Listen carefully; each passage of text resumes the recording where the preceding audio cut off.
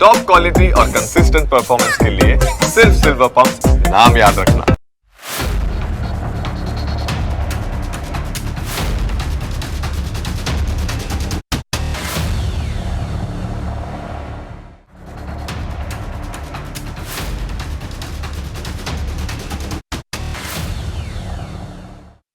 Operation સિંદૂર વખતે ભારતે American fighter jets અને ચાઇનીઝ સૈન્ય સામગ્રીને તોડી પાડી હતી.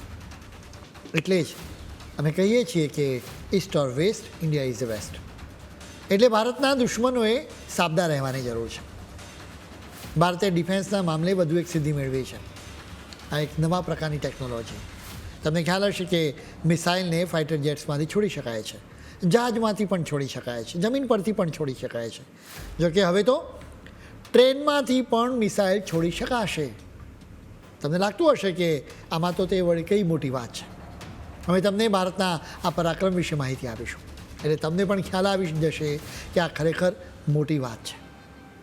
ભારતે રેલવે આધારિત મોબાઈલ લોન્ચર સિસ્ટમમાંથી અગ્નિ પ્રાઇમ મિસાઇલ છોડી હતી. તમને આ દ્રશ્યોમાં દેખાતું હશે કે કેવી રીતે ટ્રેનમાંથી મિસાઇલ છૂટી રહી છે. આ ટ્રેન સામાન્ય નથી. મિસાઇલ છોડવા માટે નોર્મલ ટ્રેનમાં સુધારા કરવામાં આવ્યા, જેના પછી ટ્રેનમાંથી મિસાઇલ છોડવા માટે લોન્ચર ફિટ કરવામાં આવ્યું. ટ્રેન જાય એમ લોન્ચર પણ એની સાથે જાય. એ લોન્ચરમાંથી મિસાઇલ છૂટે એટલે આપણા દેશમાં જ્યાં પણ ટ્રેક છે ત્યાં ટ્રેન જઈ શકે. આપણા આખા દેશમાં ટ્રેનોનું વિશાળ નેટવર્ક છે, એટલે ગમે ત્યાંથી મિસાઇલ છૂટી શકે. અરુણાચલ પ્રદેશના ટ્રેક પરથી ચીનમાં, પશ્ચિમ બંગાળના ટ્રેક પરથી બાંગ્લાદેશમાં, જ્યારે જેસલમેરના ટ્રેક પરથી પાકિસ્તાનમાં મિસાઇલ છોડી શકે છે. એક જગ્યાએ બે ટ્રેક હોય, જેમાંથી એક ટ્રેક પર પેસેન્જર ટ્રેન ચાલે, જ્યારે બીજા ટ્રેક પર મિસાઇલ ટ્રેન દોડે. માની લો કે પાકિસ્તાનની સાથે ફરી યુદ્ધ થયું, એવામાં આ મિસાઇલ ટ્રેનને ફટાફટ કચ્છમાં પહોંચાડી દેવાની, જ્યાંથી મિસાઇલ પાકિસ્તાનમાં છોડવાની. મોબાઈલ લોન્ચર એક ફિક્સ જગ્યાએ હોય તો દુશ્મનને ખબર પડી જાય. આ કેસમાં તો એના વિશે ખ્યાલ જ ના આવે. વળી એક જગ્યાએથી મિસાઇલ છોડીને ત્યાંથી ટ્રેન જતી રહે એટલે દુશ્મનને ખબર જ ના પડે કે ક્યાંથી મિસાઇલ આવી. એ લોકો ગૂંચવાયેલા રહે, ત્યાં બીજા સ્થળેથી મિસાઇલ છૂટે. આ સિસ્ટમ સંપૂર્ણપણે આત્મનિર્ભર છે. એમાં વર્લ્ડ ક્લાસ કોમ્યુનિકેશન સિસ્ટમ છે, એટલે કે આ ટ્રેનમાં બેસેલા લોકો મિલિટરી કમાન્ડની સાથે સતત સંપર્કમાં રહી શકે. એટલું જ નહીં, એ પોતાની જાતનું રક્ષણ કરી શકે છે. એટલે કે માની લો કે દુશ્મન દેશ આ ટ્રેન પર મિસાઇલ છોડે તો એ પોતાનું રક્ષણ કરવા માટે વળતો હુમલો પણ કરી શકે. સૌથી ખાસ વાત એ છે કે રોડ અને રેલ બંનેને કનેક્ટ કરી શકાય છે. હવે અગ્નિ પ્રાઇમ મિસાઇલની વાત કરીશું. આ એક બેલેસ્ટિક મિસાઇલ છે.